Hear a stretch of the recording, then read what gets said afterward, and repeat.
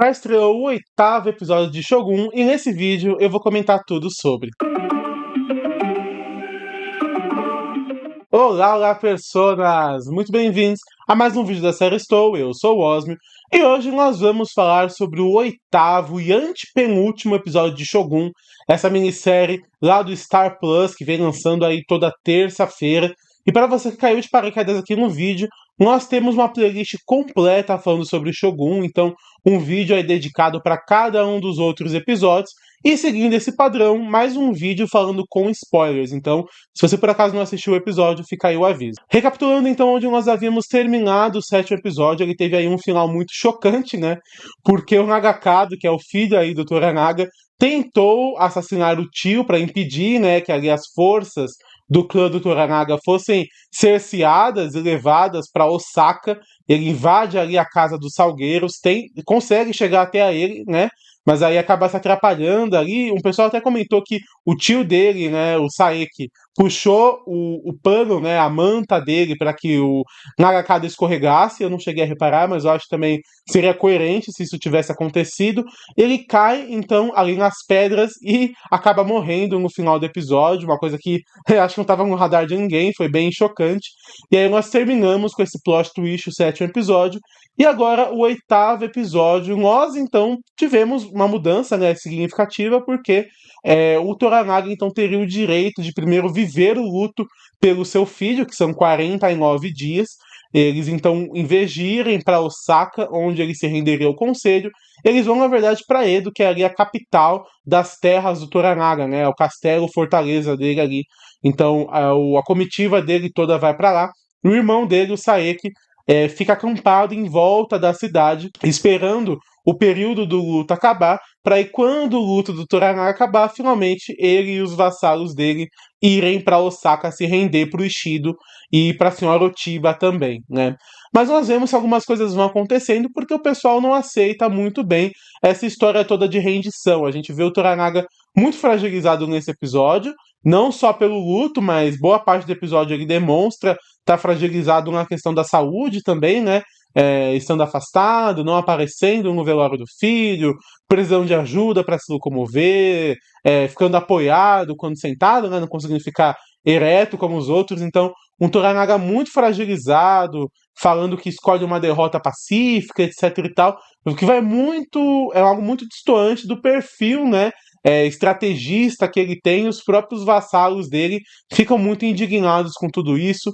Alguns, para demonstrar essa indignação, escolhem de armadura pro velório, né, pro funeral do Nagakado, né, como um ato ali de protesto. Acho que é Bontaro o nome do marido da senhora Mariko.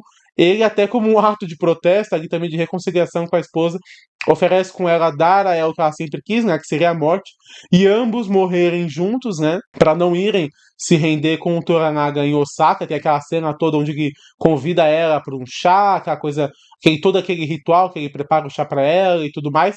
Mas a gente vê novamente que a Mariko, ela realmente despreza o cara, né? Porque no final ela fala, né, daquela cena deles, do diálogo deles, que na verdade ela preferiria viver 1000 anos do que ter que conviver com ele, porque o que ele negou a ela não foi a morte, sim a vida longe dele. Então dá pra ver que ela realmente detesta o marido dela. Mas ele também tentou ali, né, uma saída, né, tentar se reconciliar com ela, não funcionou. Mas essas foram algumas dos protestos contra essa ação de rendição do Toranaga, né?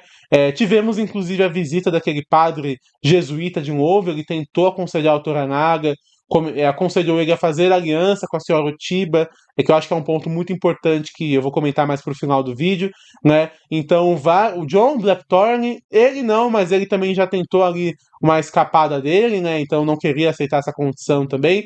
O Yabushiji também ficou muito tentado durante o episódio.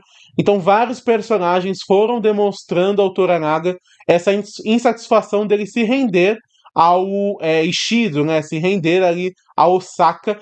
E a demonstração máxima de tudo isso foi pelas mãos, literalmente, do Hiromatsu, né? O Toranaga convocou então todos os vassalos dele para assinarem ali um documento confirmando que eles iriam junto ao Toranaga para Osaka se render, até que aqueles mesmos vassalos que foram de armadura no enterro do Nagakado, eles se impõem, né, falam que não vão assinar, começa ali toda uma discussão, e quem toma ali a frente é o Hiromatsu.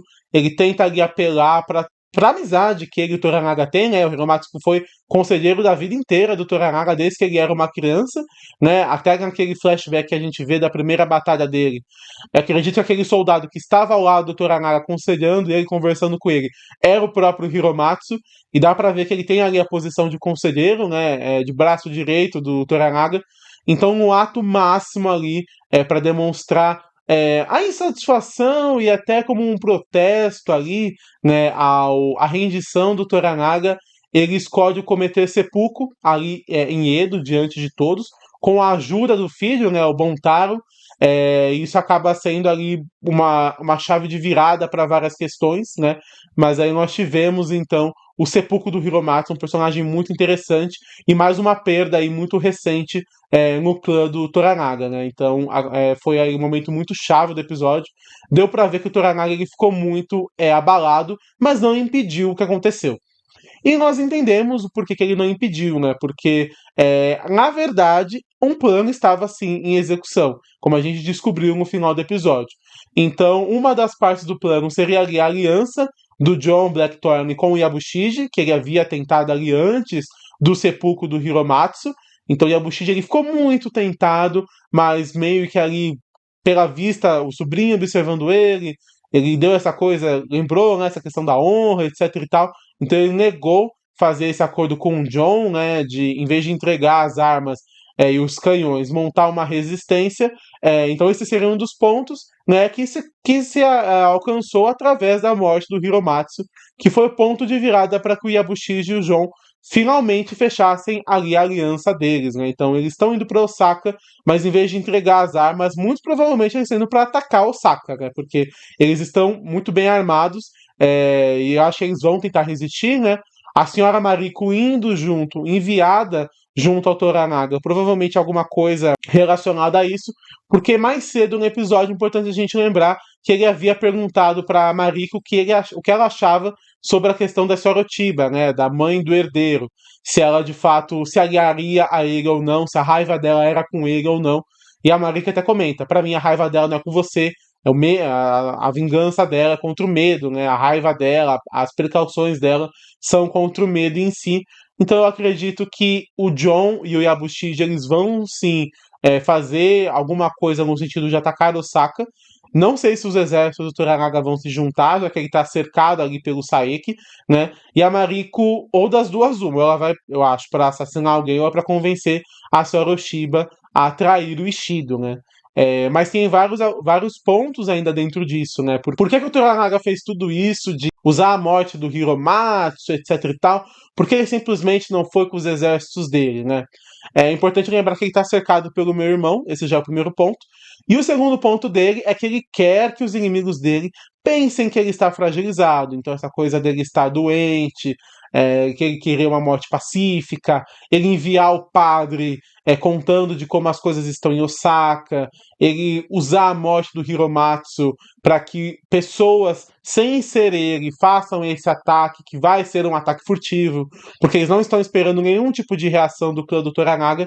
Eu acredito que sejam alguns dos elementos do plano dele, e com certeza a senhora Mariko, aquele pergaminho que ela deu, são outros pontos-chave, né? Então talvez aí eles consigam derrubar o conselho, até sem o Toranaga ter que ir até lá e ele vai lidar com o irmão, ou de repente ele vai mandar tropas, alguma coisa assim, mas eu acho que o próximo episódio vai ser esse plano, com certeza, né? A série só tem 10 episódios, então esse nono episódio que está vindo vai ser sim a execução desse grande plano dele, né? No final do episódio ele agradece ali o sacrifício do Nagakado, que foi um sacrifício sem querer, né? Mas ele fala: obrigado, filho, por ter me dado tempo, deu 49 dias pro cara.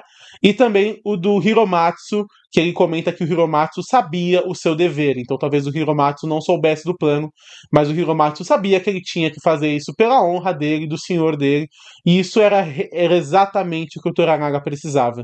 Então, eu acredito que ele estava fingindo a doença dele, né? Porque ele estava mancando e tudo mais.